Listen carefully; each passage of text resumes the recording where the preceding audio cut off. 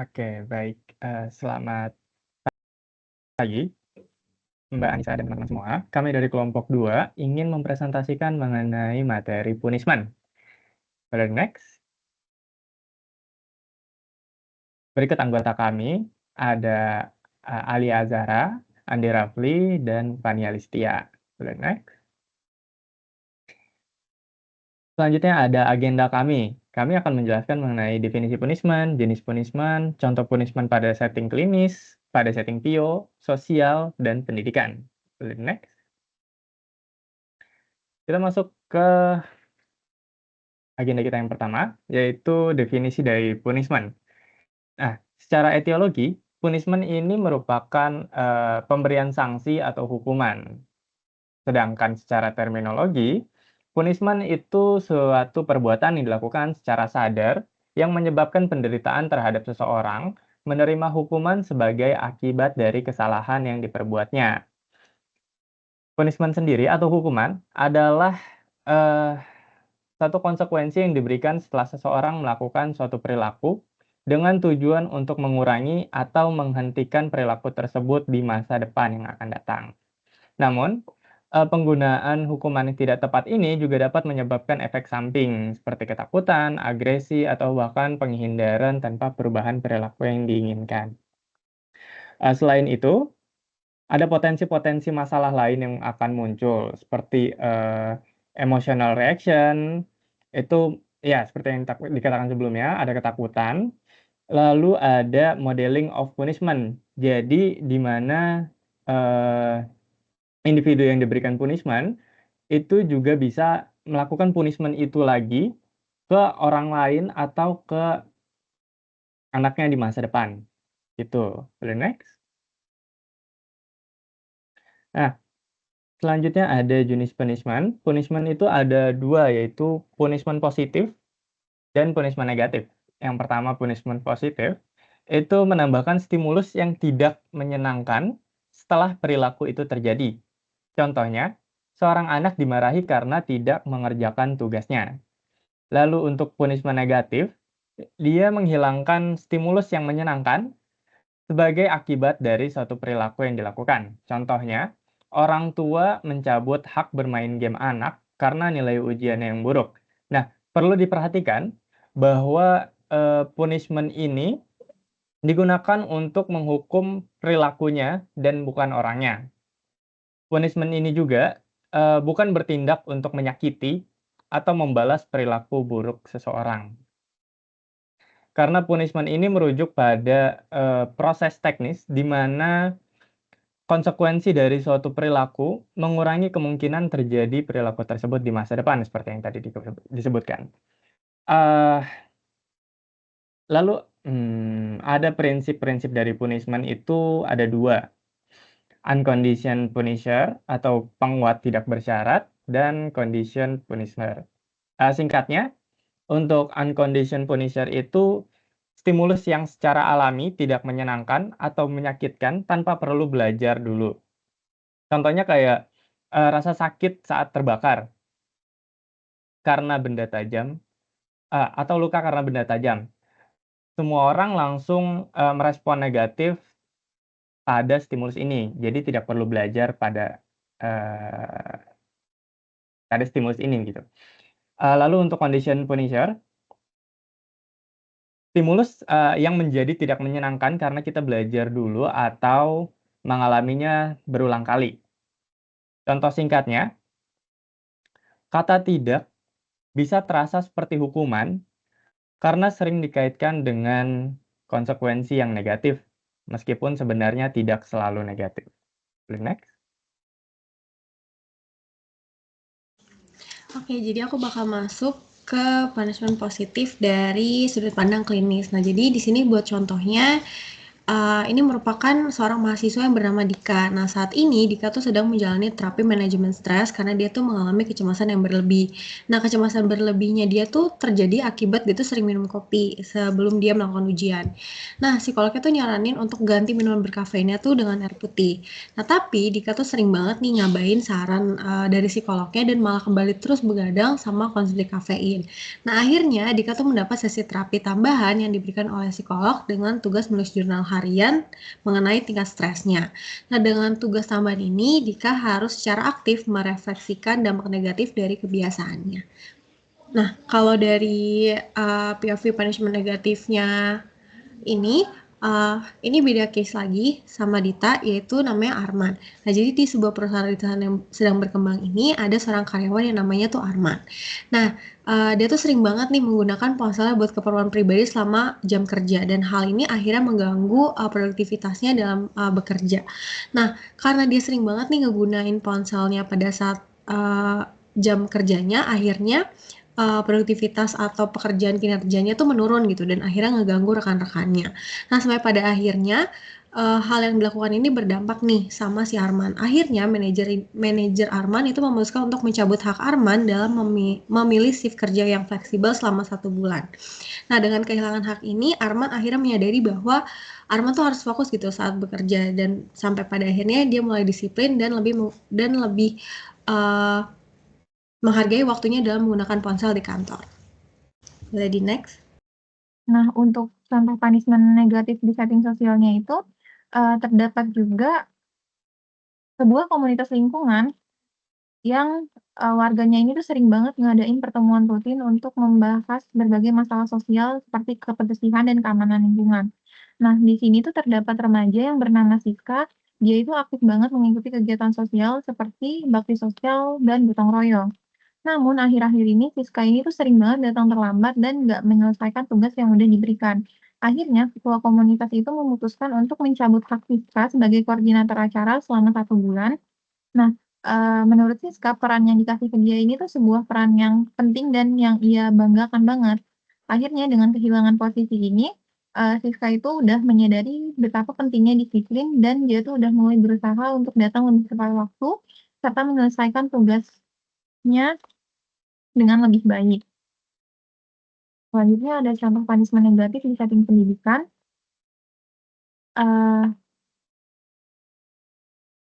Di sini juga dengan case yang sama, yaitu Rina yang mencontek. Terus, punishment negatif yang diberikan oleh dosennya itu, dosen langsung mencabut hak Rina untuk mengikuti remedial yang seharusnya bisa membantu Rina dalam memperbaiki nilai ujian. Nah, dengan kehilangan kesempatan untuk melakukan remedial ini, akhirnya Rina tuh nggak memiliki cara lain untuk meningkatkan nilainya dan dia tuh mau nggak mau tuh harus menerima hasil buruk akibat dari perbuatannya. Selain itu, dosennya juga mencabut hak Rina untuk mengajukan tugas tambahan untuk menambahkan nilai. Sesuatu yang biasanya diberikan kepada mahasiswa lain yang ingin meningkatkan performa akademik mereka secara jujur.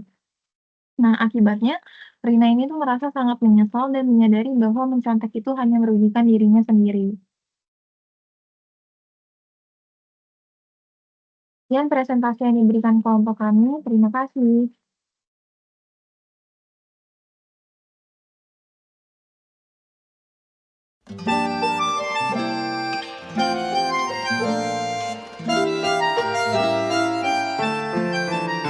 Satu.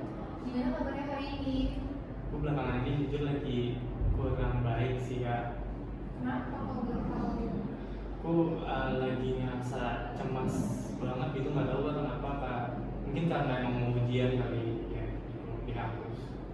Ujiannya sebentar lagi kah? Minggu depan sih kak. Kalau biasanya kamu belajarnya berapa lama per hari?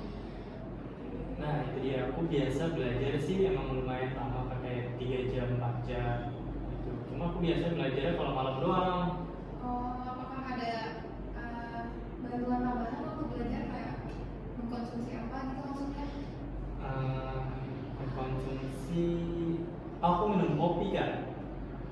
Bisa jadi cemas berlebih kamu ini karena kamu seringkali minum kopi. Nah, untuk menghindari cemas berlebihnya, kamu bisa mengganti kafein itu menjadi air putih. Jadi air putih. Iya. Ya nanti aku coba.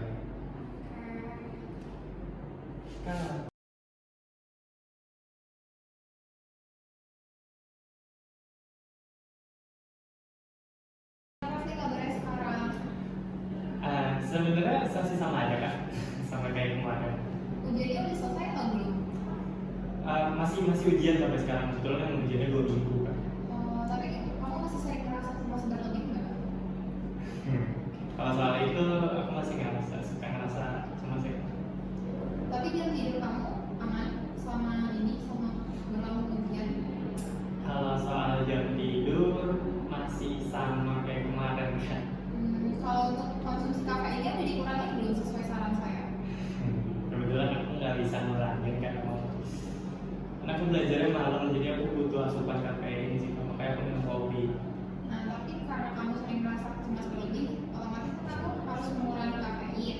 Tapi karena sampai sekarang kamu nggak ngurangin juga, jadi habis ini kamu harus ikut terapi tambahan ya. Selain itu, kamu juga dapat tugas tambahan untuk melakukan journaling biar rasa cemas kamu nggak berlebih lagi. Ya udah ya kan.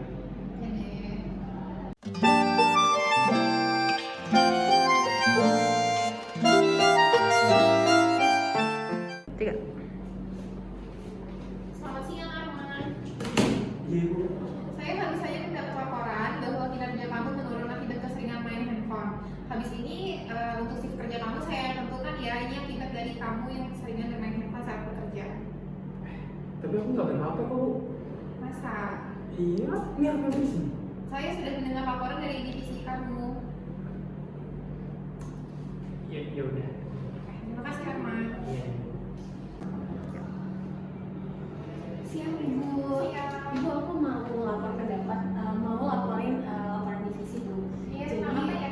untuk proyek divisi kita sebenarnya udah berjalan lancar, tapi ada kendalanya Bu di aman. Kalau tahu tek baru, kita pribadi ngerasa kalau misalkan aman terus kendalikan HP Bu, jadi kerjanya jadi terhambat, supervisi jadi lama. Oke, terima kasih laporannya ya. Nanti segera saya tegur Arman ya. Tolong ditunggu ya Bu, terima kasih banyak. Sama, terima kasih.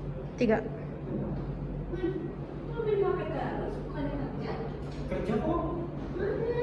Dari tadi main HP mulu, scroll TikTok. Coba lihat progresnya. Ini itu ada kok. Oh, tapi masih dikit banget itu. Jangan main HP terus, Man.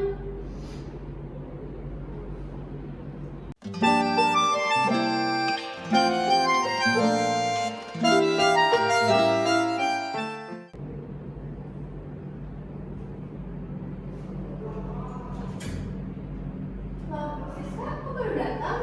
Iya maaf, karena aku kesiangan tadi. Kenapa kesiangannya? Aku lupa pencet alarm. Loh, minggu lalu kamu ketiduran, terus minggu kemarinnya kamu macet, sekarang kamu punya alarm. Yaudah duduk dulu deh, udah telat nih. Dimulai rapatnya, Kak. Oke. Jadi begini, sebelum kita mulai kita mau bahas tentang kamu dulu sih sekarang. Jadi sebenarnya setelah kita bubar, aku sempat bikin zoom ya sama teman-teman yang lain. Kita semua sebenarnya udah sepakat kalau kamu dikasih satu kesempatan lagi. Kamu kan sebenarnya udah berapa kali ya telatnya? Kamu kita kasih kesempatan satu kali lagi. Kalau kamu telat, kamu bakal kami kasih skor. Yang mana kebetulan banget ya hari ini kamu terlambat lagi. Jadi secara tidak enak hati, secara terpaksa kamu memutuskan buat skor kamu 1 bulan. Loh, nggak bisa gitu dong, bahkan saya nggak dikasih tahu sebelumnya. Enggak, saya juga sebenarnya berat hati, tapi ini udah kesepakatan kita bersama, dan kalau kamu terus-terusan telat kayak begini, ini juga bakal menghambat kerjaan kami. Iya, maaf ya Pak sebelumnya. Maaf ya.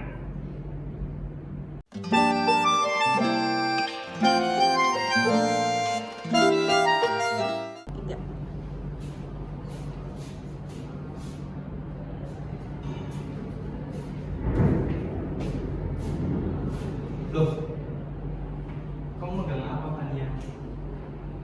Kan saya udah bilang sama dia itu ngerjain sendiri, jangan pakai catatan. Ini nggak open book loh.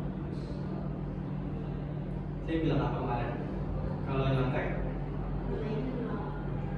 terus kenapa kamu nyontek? Karena saya belum belajar. Gak belajar bukan kelas.